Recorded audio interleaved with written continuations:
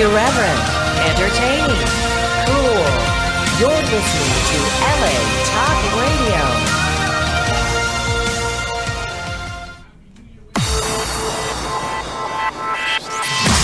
You're listening to Reza Rifts with Keith Reza and Alan Lee, right here on LA Talk Radio. Hey guys, welcome to the show. Happy New Year. Happy New Year out there. And I'm Keith Reza with my trusty sidekick, Alan Lee. Yeah, bingo. Alan Lee, man. What a good year, huh, Alan Lee? I think it was a wonderful year. Excellent, superb. Yeah. Let me turn on your mic a little louder, Would Alan you please Lee. do that for me? I got to talk. Thank you. It was a great year. I know everyone else out there had some wonderful things happen to them this year, and some, quite frankly, some shitty things.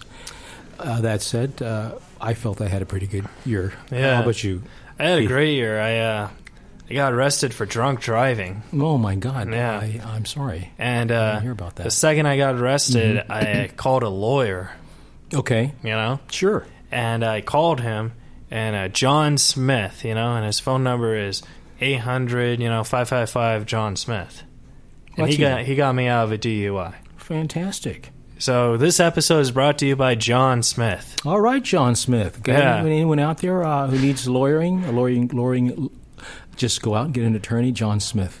I'm just kidding. There's no such thing as a John Smith. I mean, I'm sure there is. But I wanted to, because I'm trying to get sponsors for us, so I wanted to throw how we'd sponsor it. Oh, we're practicing. We were practicing. So John Smith rehearsing. Sponsors us. We'll be like, hey, Alan just got in a DUI accident, and he called 1-800-JOHN SMITH. We can just make this stuff up. Yeah. Because it's Reza Rifts. Exactly. And then John Smith will be like, oh, hold, this is cool. I want to sponsor this podcast because, Well, we hope that's... people need to get drunk and dial John Smith. Wow. You know what I mean? There's one. Yeah. And we were planning on driving for Uber, so it's kind of weird, that we might promote Uber as well for drunk driving. If you're drunk, call. No. Why not? No. Because Uber's not sponsoring us. John Smith is sponsoring us. No, Do not call Uber. No, I meant we wouldn't get Uber as a sponsor. No. Ladies and gentlemen, I'm sorry. My my co-host is a little under the weather here. Just had a little Call John Smith. Okay. Good to You go. like that? I think it sounds And very then when clear. John Smith listens to it, he'll be like, holy Lord, those guys are smart. I don't know about fucking Alan Lee because he said Uber, but... I'm trying to increase our sponsorship. Well, if Uber was sponsoring us, I'd be like, hey, call Uber. Okay. You know what I mean? Sure. Right now, ladies and folks, the show is not sponsored, but we're talking to people, and I just wanted to do an example of if the show was sponsored. We'd be like, hey, call John Smith. I think they got it. They got it. Yeah. Excellent. Well, what to do. Oh, I know. Last week we didn't have a show because it was the holidays, but the week before we had Bill Dwyer. That was an excellent show. A blast. Oh, my God. He was so funny. He was on, too. Like boom, boom, boom. Just wonderful. And tonight we have comedy legend Argus Hamilton. Big time. Yeah. Argus has appeared on the Tonight Show with Johnny Carson.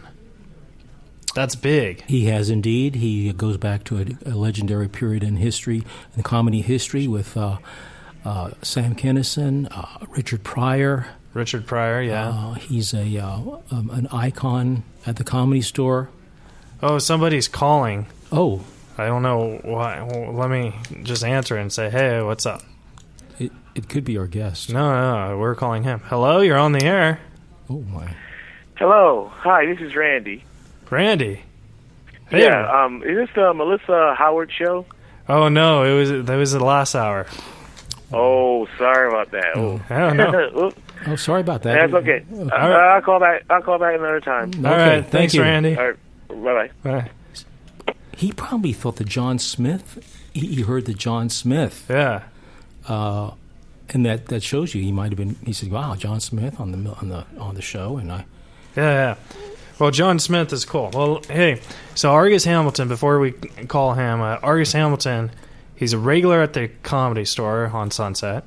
He's probably one of the only regulars who's still there from when it was founded. That's pretty cool, right? I would say so. And the Tonight Show with Johnny Carson, like many people, when you think of the Tonight Show, they think David Letterman, Jay Leno. you know. So, but Johnny Carson, That's, he was the one who started it all for the talk shows. That's a historical name. Yeah. And he also wrote for Richard Pryor, and he did shows with Richard Pryor, and everyone knows who Richard Pryor is. Most people do. All right. So I'm going to call Argus Hamilton on my cellular phone just to tell him that we're about to call him. And then we'll call him on the studio. So, Alan, take it away for 1 second. I've heard Argus at the Comedy Store, and every time I just burst out laughing. Hey, Argus, it's Keith. Because, this is kind of weird. He's calling me. Good. Did you want me to call you from the other phone? That sounds good. You want me to call you back on this number? Everything is improvised at this show, for those of you out there who want to know what's going on. Okay, I'm calling you from the radio station, so my phone's going to come up a different number. All right, 1 second. Wow. This was a little inside stuff we're doing here for the audience about the show. Really, I bet it's really exciting out there. Now, Keith is going to dial Mr. Hamilton's phone, and then he is going to be able to speak with us. Correct? Okay, it's calling. All right. Very good. Okay, how does this sound? Oh, hey, Argus. Wow. This one sounds a lot better. Okay, this is the one we'll use. Okay. All right. I was afraid the battery would run out on the other one. Oh, no worries. This one's plugged into the wall.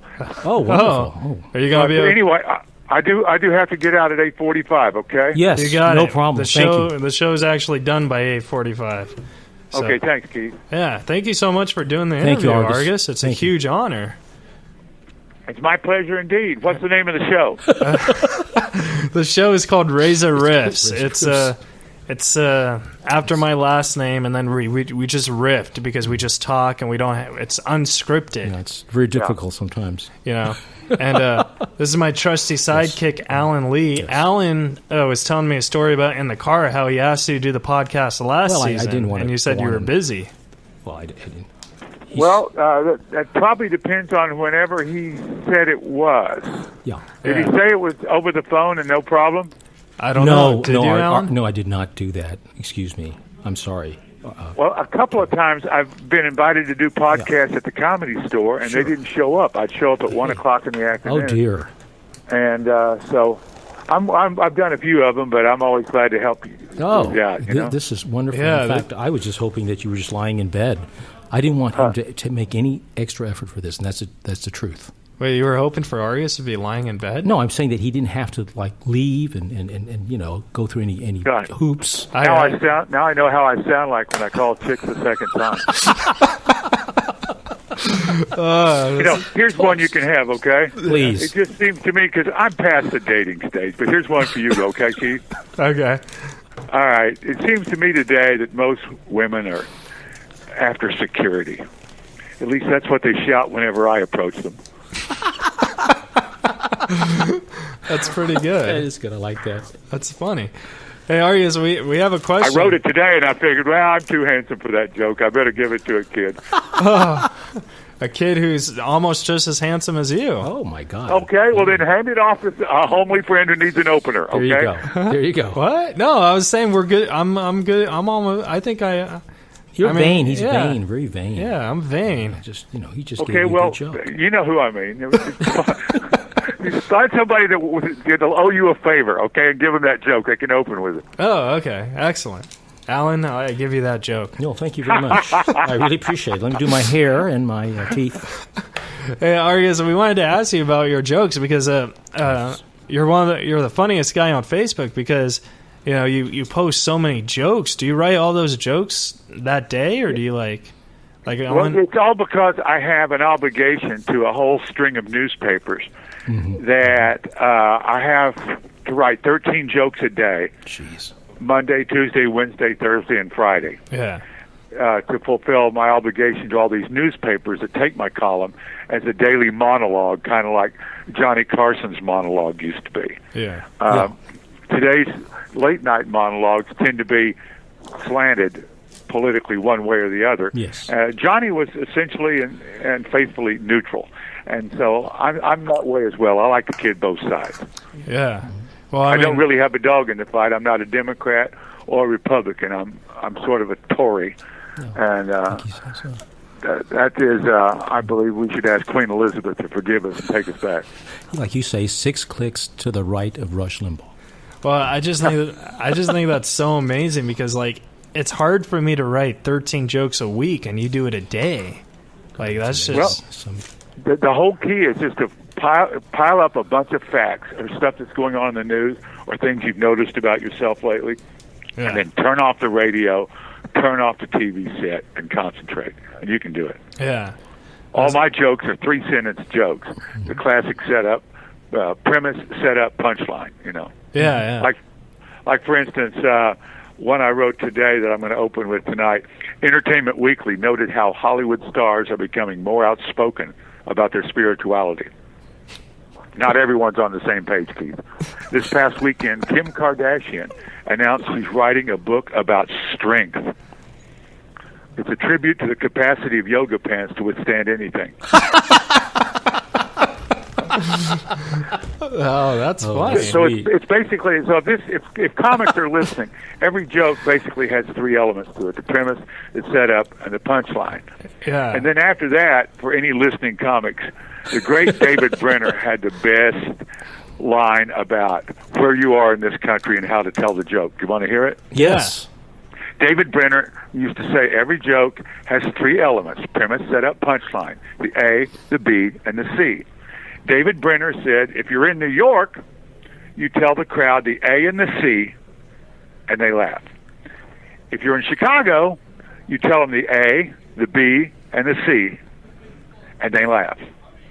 But in Los Angeles, you tell them the A, you tell them the B, you let them know a C is coming, then you tell them the C, and they laugh. Yeah. That's like really good advice though, because great. like when I do the road and stuff, and in those 3 cities that works, but like if you do like Arizona or something, it seems like they just want the B and the C. Like they don't really care about the A. I didn't know that. Yeah. You know what I'm saying? Just cut to the chase. Is that it? Yeah. So, but I mean, those are my favorite types of jokes. The premise, the setup, and the punchline. Just boom, because I think, like I always thought the perfect joke is where the setup and the punchline is identical.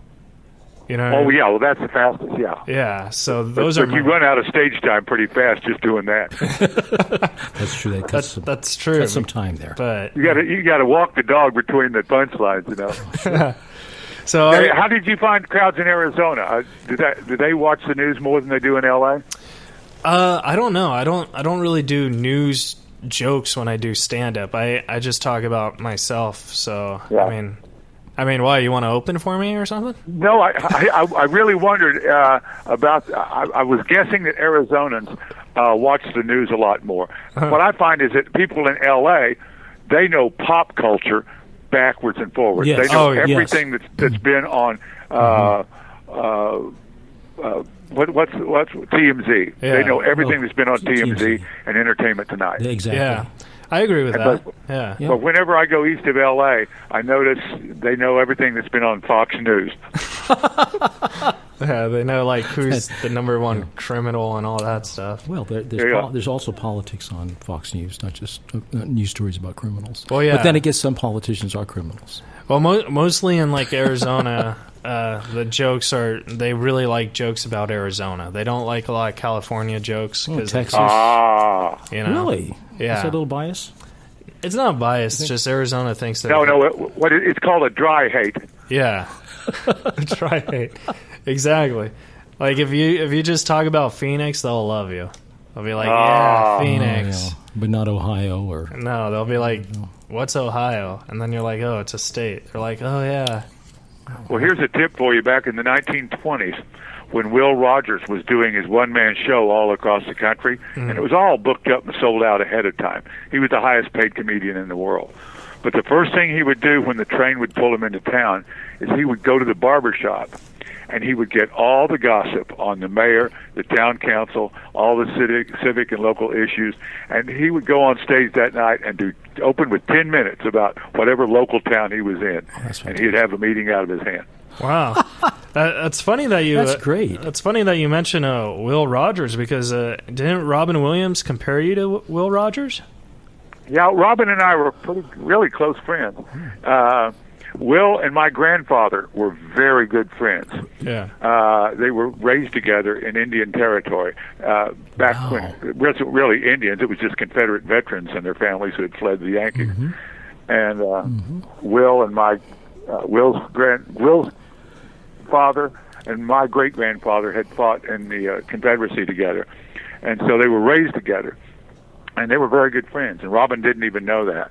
Wow. And Isn't it amazing? so I'm very honored. I've got a joke about him that whenever you criticize the government, you better watch out. Will Rogers once said that we have the best government that money can buy, and the next thing you know, he died in a mysterious plane crash. Oh, ouch. That's a little dark. yeah. That's, Well, we're not here to play softball. true. That's true. That's very true. Oh my God, that's funny. We're not here to play softball. Argus, so you did the Tonight Show with Johnny Carson. What was that like? Well, it was the biggest deal in the world back in the 80s. I did it about 29 or 30 times, but Yeah. my first time was after 3.5 years of developing at the Comedy Store Westwood.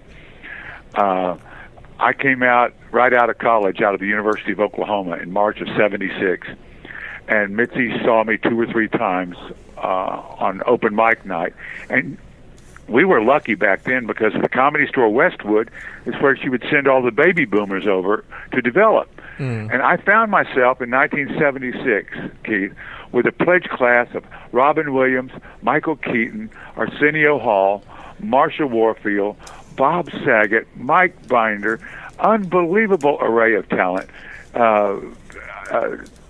Just one right.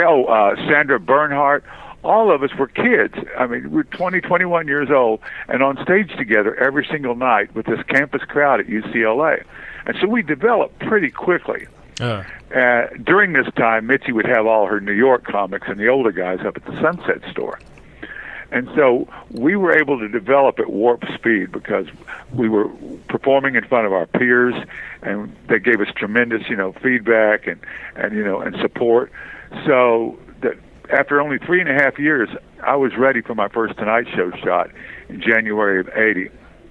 And the way it's different now is that back then the whole country watched Johnny. Everybody who was up back during the 3-network era, Keith, stayed up and watched Johnny. You would have 30 to 40 million people watching his show every night, like the whole country. And more importantly, guys, all of show business. Everybody who was anybody, all the power brokers, the head agents, managers, and network executives all watched the Tonight Show. Yeah. And so when the classic thing is, you've had 3.5 years to come up with this 7 minutes, and you do it. Your knees are shaking. You've dreamed all your life of this moment, and you go out and you discover, Keith, Johnny was not raised in the nightclubs. Get this: the front row is 40 feet away from the star you're standing on, and there's 3 cameras between you and the front row. Wow. Wow. So what you immediately do as a survival task is that using the ABC, how to tell the joke, premise, setup, punchline. Yes. You figure out that everybody in the crowd is looking at the monitors anyway. So what you do is you play the left camera for the premise, the right camera for the setup, and then boom, the punchline right to that middle camera. And that crowd would react just like they were a regular front row. You know what I mean? That's great advice, actually. Wow, that's great. Broke it down. And remember the first thing Jay Leno did when he took over the Tonight Show was change the entire studio and bring it up to where he was standing right on top of the crowd. Yeah. Well, that's why. Wow.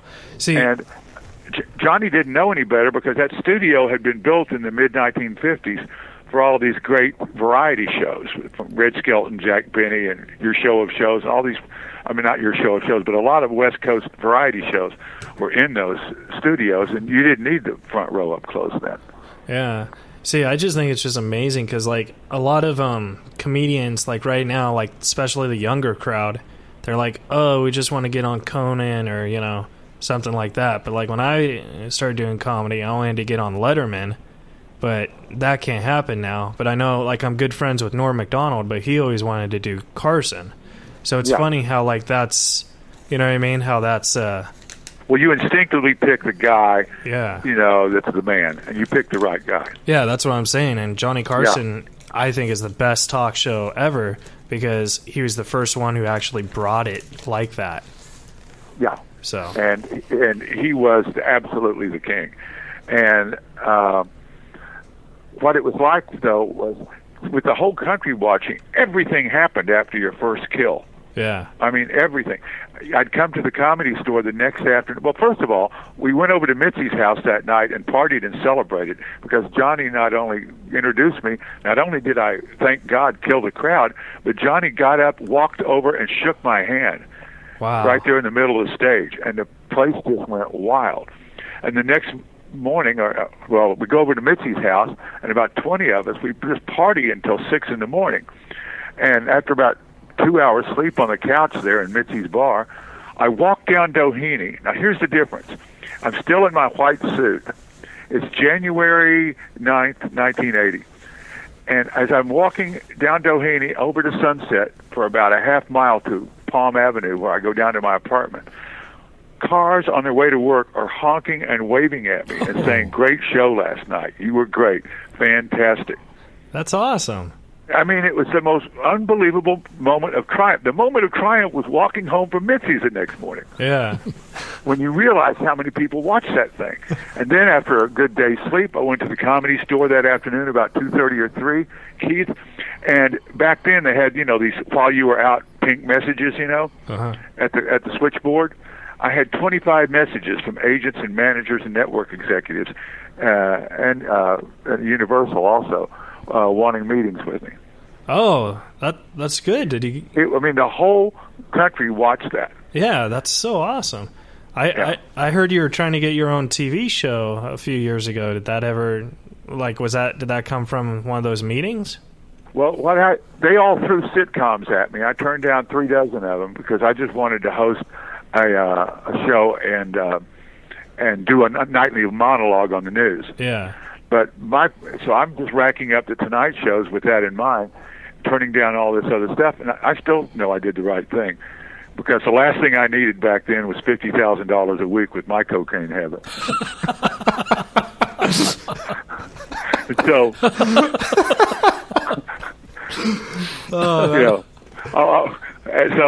so what happened was by about the mid '80s, and it was time to really step up. It was time for me to get well. Yeah. And Mitzi Shore and Johnny Carson both at the same time gave me ultimatums. You know, that if I didn't get well, I didn't have the Tonight Show and I wasn't going to have the Comedy Store. Oh. And so I went to the Betty Ford Center in '86. And while that was happening, Jay and David, of course, cornered who's going to replace the great Carson in their 2 different ways. And so by the time I got out of rehab and got, you know, my feet back in to the game, I was offered the Fox Late Show following Joan Rivers' disaster. And Arsenio helped me get that bid. Yeah. But it didn't work out. Oh, that's... So I wound up going the newspaper route. And... you know, been killing at the Comedy Store every night ever since. Yeah, that's where I've seen you at the Comedy Store like 5 or 6 times, and I actually met you for the first time a few weeks ago when I asked you about the podcast. Mm-hmm. And, you know, you always made me laugh, but like when I watch your stand-up, I just think, oh, this guy would be a great host for a show like The Tonight Show or something. So well, what I'm doing is right now, Keith, thanks a lot, the legendary TV producer George Schlatter, who was the the famous producer of Laugh-In back in the 60s and 70s, as well as Real People in the 80s and all these Sinatra specials. He's like the head of Beverly Hills Society, and he has a huge production company on Beverly Boulevard that does commercials all day. And he's always been in my corner. He had me and Robin on his show in 1977, the new Laugh-In show. I did the news, and Robin did sketches on NBC. Yeah. And he's going to produce a TV pilot. We're going to go to the Golf Channel with it. It's called Lord Hamilton. and Lord Hamilton, I'll go out and I'll give the Tory version of the news, jokes, and then interview celebrities who play golf or funny golfers for the hour. I could totally see that. I mean, and I'll be standing in front of a portrait of Queen Elizabeth and Arnold Palmer, the King and the Queen. But hey, at least you'll get your goal, right? I mean, yeah. Well, the whole idea is to bring new viewers to the Golf Channel and to have a place where I can really joke about the news from a Tory perspective. Yeah. And it's sort of an Episcopalian Methodist perspective that hasn't really existed in the nightly monologue since Johnny retired. Yeah. No, it hasn't, has it? No, but that's cool that you're going to bring it back on the Golf Channel. Yeah. So. Well, we got to sell it, but you both. I think I'm ready. I think I've had enough seasoning. No, I'm serious. I'm bummed that you never got this chance to host because I think you'd be a great host on a Tonight Show or something like that. Well, I appreciate it, but the people can come see me at the Comedy Store every night, and I get up there and give the same amount of time, and I have just as much fun. Trust me. That's true. And it's a big and crowd. you know what? I don't have a house to pay for. I don't have a divorced wives to pay for. I don't have kids to put through private school. It's worked out really nice for Lord Hamilton, let me tell you. Now, Argus, I have a question. You were doing the Comedy Store with Richard Pryor and Sam Kinison. You have any cool stories about those two? Because they're comedy legends. Well, yeah, I've got a couple of them for you. First of all, Richard Pryor. There has never been a hotter comedian on this planet than Richard Pryor back in the mid to late 70s. Mm-hmm. What happened was that Richard was a very naturally funny impressionist. He was Richie Pryor in the 60s. And he started getting better and better, started doing TV, just naturally funny. Everybody loved him. And he kind of cracked up on stage in Las Vegas in 71 and wound up at this brand new Comedy Store in 1972 where he met the great Paul Mooney. And Paul Mooney turned Richie Pryor, the cute impressionist, into Dark Twain. Wow. Okay? And I mean, it was all a metamorphosis. It was a collaborative effort between the two of them. And Richie got so good so fast that he was actually the one they wanted to play the lead in Blazing Saddles. But the Warner Brothers wouldn't sign off on him because they knew he did coke. Yeah, wow. I heard something like that, yeah. Well, that happened. So Mel Brooks threw a writer's gig at Richard, and they sat around the writer's table and did coke the whole time they wrote the movie. If you want to know why it's so funny and fast. So anyway, Richard then came out, I think in 75, with this famous album, That Nigger's Crazy. And it captured the college kids. Yeah. And I mean, college kids played that album over and over and over. And he became a cult hero off of that album. When he took the fearful, dreaded N-word, just like they did in Blazing Saddles, and turned it into slang that exists in rap music to this day. And I'm telling you, when he would go on stage, he loved to do new material, and he loved to churn out new albums.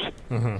And so once a year, Richard Pryor would have a show at the Comedy Store Sunset, like in 76, 77, 78, and 79. He would have the 10 o'clock show. He would have his own 10 o'clock show. He would have David Letterman open, Marsha Warfield go in the middle, and then he would go on for about an hour and a half and work out new material every night. And the room would be jam-packed to the rafters. Wait, he did this every night or once a year? For about 3 months at a time. Oh, okay. Okay, and the Comedy Store would be the hottest place on this planet. Mitzi had meanwhile purchased the entire Comedy Store in '76, so we had a main room as well. But Richard loved that original room. Uh-huh. So in 1977, after his second album, he got a deal with NBC to put on 6 specials right in a row to compete with Monday Night Football. And so Richard got Robin and me and Marsha Warfield and Sandra Bernhardt and about Alan Bursky, David Tyree, a whole bunch of us baby boomer comics to be the sketch, actors on the show. And we put together these 6 epic shows on NBC, and it was some of the funniest stuff you've ever seen. You can still Google the Richard Pryor specials on NBC and see the To Kill a Mockingbird sketch, to see some of the roast of Richard Pryor. It was just incredibly funny stuff. Richard Pryor played the first black president in one of the sketches, giving a press conference. It was so outlandish back then that it was considered a hilarious premise for a sketch. Argus, we have a Twitter question for you, because what I do is I promote the show on Twitter and Facebook, and I get questions. Yeah. So we have a Twitter. Are you cool answering a Twitter question? Yeah. You want me to finish the Richard Pryor story? Let's finish the Richard Pryor story, yeah. I just want to say that he would take us all over to his house on Saturday nights, and we would party at his house in Northridge. And, wake up like 2 o'clock Sunday afternoon when Richard was in his worst shape of all. Yeah. I said, my line about Richard back then is, on Sunday afternoons, you never knew if Richard, was going through cocaine withdrawal or if he just really hated cats.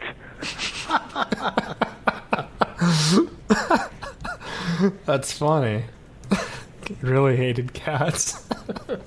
I really hate cats too. They're like, Yeah. But so Twitter question for Argus Hamilton. Argus, who is your favorite comedian working today at the Comedy Store? My favorite comedian working today, I have 2 of them. One of them is Bill Burr. Ooh, yeah. When I get to work with him in La Jolla, we just blast the roof off of that room. We have a Comedy Store La Jolla that may be, it's easily the best acoustic room I ever played. Mm. And Bill just creates a way there. And Bill makes me laugh. He is funny. Yeah. And the other comedian that really makes me laugh, that's really, really smart, is Kirk Fox. Oh yes, love Kirk Fox. You want him on Kirk is a tennis player out of San Diego, and he's done a few TV series, and he's about to star in a CBS cop show starting this week or next week called Rush Hour. Yeah. He's going to be one of the co-stars on it. Yeah, and he is funny. Oh, well, Kirk Fox. I mean, he's hysterical. He opens up for Kevin Nealon a lot. Yeah, and I'm a huge Kevin Nealon fan, so I got to know. Me too. Yeah, so I got to. Yeah, Kevin developed down at the Improv while we were up at the Comedy Store. He's just funny as it can be. Yeah. Kirk had a great opener. He just came up with it the other week. He said how great it feels when you get a beautiful girl's phone number. How great it feels when you get her number. He was at the dog park. He got it off her dog tags. I love it because he's hilarious. Yeah, because Kirk's a writer too, and he makes. Oh yeah, quite a writer. And as Argus is as well. Yeah, those are my favorite type of comedians. Ones who write a lot. See, that was another question I had for you, Argus. You write so many jokes. Do you ever write jokes for other comedians, or did you ever do that? No, I don't have that much time to interact with other comedians. Yeah. I have to leave the Comedy Store right after my set, get home and get to bed because I wake up at 6:30 in the morning and I have to run 8 miles a day. And I'm very active in recovery in West Hollywood and Beverly Hills. 29 years sober now. Yeah, and so I've got things to do all day. Congratulations! That's great. Yeah. Oh yeah, Beverly Hills AA is great. the most beautiful women in town, and because I can tell you, and the youngest women in recovery because they got the cocaine for free. Oh my God, that was funny. So there was no pacing for them. They had to get well by the time they were 22, or else. Argus, do you have any advice for a comedian on how to become a regular at the Comedy Store now versus how to become a regular at the Comedy Store in the 70s and the 80s? Yeah, back in the 70s and 80s, it really wasn't up to you. Mitzi would take one look at you and determine your charisma. Uh-huh. If you had charisma, she would do anything for you. She would send you over to Westwood and develop you. If you showed that sparkle on stage, that's all she looked for. She didn't look for laughs. She looked for personal sparkle.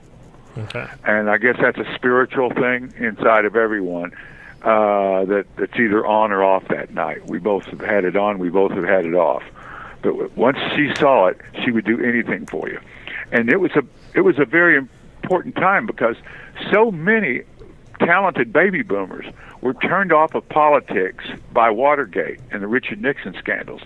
So instead of going into politics, a lot of public personalities went straight into stand-up. And here we were. There was 70 million baby boomers graduating from college, and there were 4 or 5 comedy clubs, 3 in New York and 2 in L.A. Mm. So making it through that open mic night, was the most important thing you would do in your life until you did your first Tonight Show shot. Yeah. Today, it's completely different. In the old days, what you did was you worked hard at the Comedy Store. You did slots at the Comedy Store so you could go on television. Today, you have to go on television in order to get on at the Comedy Store. Wow. Interesting. Yeah. It's completely flipped. Because there's 409 scripted TV shows now on television. I read that the other day. And not to mention all the variety shows and talk shows. I mean, Keith, you could be the second lead on a sitcom, and I wouldn't know you. Yeah. Because there's so many channels. And yet, back when I started in '76, there was a national debate over whether the fourth lead on the Mary Tyler Moore sitcom, Ted Baxter, should have a girlfriend, Georgette. A national debate. Wow. Fourth lead on a sitcom. So, are you trying to say you don't watch my sitcom? I'm trying to say... I'm just kidding. There's not enough people to watch anything right now to really launch you into stardom. It's all up to your publicist now. Yeah. You have to have... The publicist is the most important thing in show business right now. Because anybody and everybody can be on TV. That's true. That's true. The thing is, though, I don't have any desire to do TV. I just want to do stand-up, my favorite comedians are always at the Comedy Store, too, and I've opened up for a lot of them, too. And they're like, we can't get you in. You got to go through ropes and open mics. Well, then I would suggest to you that you find a particular favorite stage in Los Angeles. Yeah. What you do is, have you got an agent yet? Yeah, I do. Okay. You have your agent hook you up with Showtime or Comedy Central, and no matter what, get that Comedy Central or Showtime or HBO special. Yeah. That 30-minute thing. And if you get that, then you get your foot into the Comedy Store. Yeah. That's what I'm hoping to do. Sounds like great advice. Here's what you do. You stop hoping, and you sit down tonight, and you write down the things you're going to do this year, and you say by when you're going to do them. And you let that piece of paper be your boss. Everything else is just a wish. Wow. Because you can frit away year after year after year in this business by simply saying, I'm going to do that pretty soon. And pretty soon becomes last year. You have to write it down, commit it to paper. The 5 goals, they're personal, professional, spiritual, whatever they are. Write those goals down that you have. And not only write them down, but write a date down by the time you need to get it done. Because if you'll write that date down, the clock starts ticking. And the thing that makes you a good stand-up in the first place, Keith, your competitiveness, finally starts working for you. Because you have a balance inside you of your ferocious competitiveness balanced by your innate sloth. Okay? Yeah. And they're always teeter-tottering. If you're an artist, that's the way it is. Okay? But if you commit yourself to paper and you have that paper where you can see it every day, that competitiveness in you will win, and you'll figure out ways to do it. That's what I'm going to do. That's great advice, because I always make New Year's resolutions and stuff. And, like one of my New Year's resolutions last year was, obviously be a regular at the Comedy Store, Laugh Factory, and the Improv. I nailed 2 of those 3. So yeah, okay. Then to make the Comedy Store your goal, and I've just given you a good way to do it. Yeah. So the whole idea is in our business as comedians is to achieve these goals so we can attract the wrong women and screw up our lives and give us more material. I like that. That's great. Well, we only have 5 more minutes left. Alan, do you have any questions for the great Argus? No, I've seen Argus perform often at the Comedy Store, and I just love his stuff. And well, thank you very much, Alan. I appreciate it. You're quite welcome, and I love what you say that you're part of the lineage of Alexander Hamilton. But then, Alexander Hamilton could not be funnier than you. He was a banker. Well, yeah. Well, he was the black sheep of the family because he fought for the rebels. That's right. We were all Tories. That's right. Oh, that's a great. He's a cousin of mine. He's the Ambuscene line. I say on stage that we royalists, my line of Hamiltons, we were from a dukedom, the dukedom of Abercorn. We lost the English Civil War. We lost the American Revolution. We lost the American Civil War. And in the war on drugs, I fought for Colombia. That's good, so great. Wow. Oh, that's man. interesting that you're related to Alexander Hamilton, because I've always said he's one of the greatest minds in history. You were fed such a line of bull about American history. Hamilton was the biggest monarchist of all. What? Yeah. Absolutely. All the founding fathers were monarchists. What they were petitioning George III was to just rule directly over the colonial legislatures, no parliament. That's what the original charter said, guys. And so when we finally win the independence, Hamilton takes over the 1787 convention, and they wind up giving the President of the United States more power than any English king had had since Henry VIII. Yeah. Well, I was just kidding. I don't think he's the greatest mind in history. Take that back. I take that back. I just love the $10 bill. Like, that's the only reason. Yeah. That's the only reason why I said it that. rolls up nicely, doesn't it? It does. Well, Argus, thanks so much. This was great. We have one last question. If you could just nip it real fast, I'd appreciate it. Do you like the roast battles at the Comedy Store? I go home before those start, but the kids love it, and I recommend all the millennials in L.A. to go see that roast battle on Wednesday night. The kids have the time of their life up there. All right. Well, thank you so much, Argus. I really appreciate it, man. Thanks for having me on your show. Look forward to seeing you. And say hi to me, Alan and Keith, when you see me at the store, all right? I certainly will, Argus. We will. Okay, good luck to both of you. Thank you, right. sir. Thank you, Argus. Right, thanks a lot. Bye-bye. Bye. Wow, that, my friend, is in the can, and I just was blown away. That is an interview, ladies and gentlemen. Holy Lord! I mean, he gave about $1,000 worth of comedy advice. Oh my God! In about 10 minutes, half these people out there don't even say the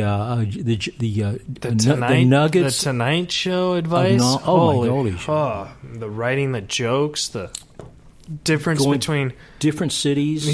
Obviously, he had to rush it a little, but he's headed. No, ladies. Wow. Why don't you tell the folks that? Oh yeah, he's Argus headed at the Comedy Store right now. His set is at 9:00. So it's just a bit after 9, but get there. Go ahead. Yeah. So turn off the channel, man, and go see Argus. Yeah, if you're in the area, wow, get over there now. That was like a dream come true, because Argus is probably one of the only living comedians right now still doing stand-up in the 70s, still rocking it now. And he gave us great advice on TV, how to get in the Comedy Store now, stuff like that. The advice where he said make a note. Yeah.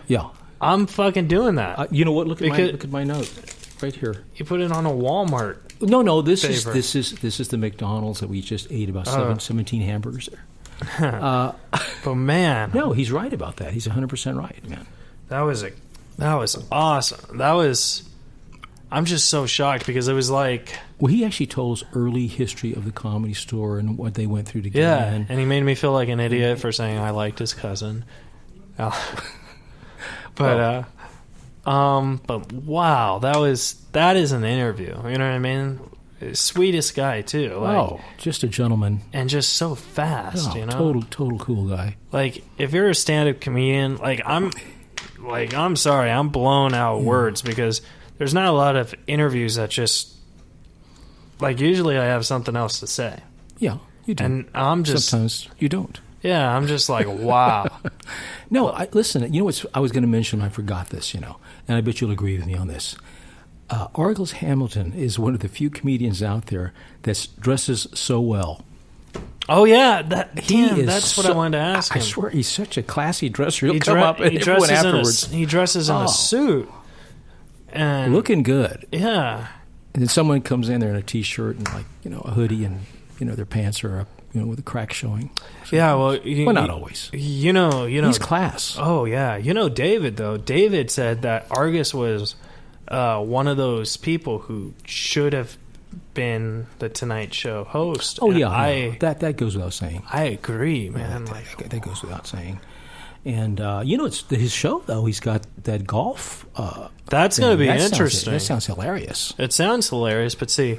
I mean, I don't know anything about golf, so But you have done some caddying. Don't say that because you did some caddying with your uncle, and so you know your way a little around. Yeah, but I don't know anything about the sport. I don't know how. You don't play golf. Yeah. You don't get out and swing. No. Every day. And... You want to hear a golf story? Okay. Okay. So all right. We got 7 minutes to kill, and we're going to try to kill it. Yeah, we're going to kill it. Okay. So here's a golf story. Okay. This doesn't really involve me. It involves my Uncle Ed. So my Uncle Ed and I were at the Patrick Warburton Celebrity Golf Tournament. And Patrick Warburton, as you know, is my adopted uncle. Yeah. And he does a comedy competition every year. And they're celebrities. So we were assigned to guard the hole-in-one plate. Mm-hmm. And it was like hole 15 or something like that. And it was like the longest hole in the drive. Okay? And... if you got a hole-in-one, you get a free car. Like a free brand new car. Okay? It's really hard to get a hole-in-one. Sure. I mean, I think Tiger Woods has maybe 9 his entire career. Mm-hmm. It's that hard. So me and Uncle Ed are just talking to all the celebrities, that are coming by. Sure. Blah, blah, blah. And then Dr. Gadget comes in. Okay? And Dr. Gadget is a celebrity because he's invented gadgets. Sure. And I don't really know much about him, but I know that's his claim to fame, I invented a watch, something like that. So Dr. Gadget is about to hit the ball, and Uncle Ed and I are talking, and we're just talking about girls, and Uncle Ed's like, so yeah, Jennifer Love Hewitt has a nice rack, and I was like, oh yeah, and he's like, Uncle Ed just makes me laugh, and he's not a comedian. And he's just saying stuff, because it's so ridiculous on how to get the hole-in-one. So Dr. Gadget hits it, and it was the worst shot ever. Like, the ball went in the pond. And then my Uncle Ed's like, hey, Dr. Gadget, since I was talking, I'll let you hit one more time. And if you make it, we'll count that as the hole-in-one. Sure. Since I was being rude. And so Dr. Gadget turns to us, and he's like, thank you, I'll take you up on that offer. You were being rude. And Uncle Ed's like, I know. So Dr. Gadget hits the ball again. And I swear to God, the hole is right here, and the ball hits maybe 5 feet from the hole-in-one. It never happens. And my Uncle Ed was, panicking. He was like, thank God that did not go in. Because the goal is not to give the car, what I mean? Sure. So he was just panicking the whole time. He's like, did you see how close that was? And Dr. Gadget was like, that's a shot.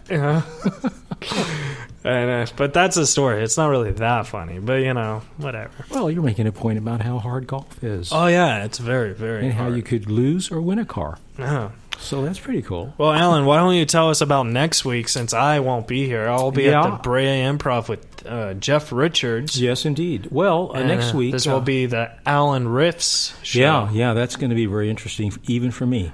Yeah. Well, we have a guest, I'm hoping, and that the gentleman's name is Ron Lynch. and we will see. He should be here, and it's going to be a blast. Oh, he's coming in the studio, or he's calling in? You know what? As of now, he's going to be calling in. Oh, okay.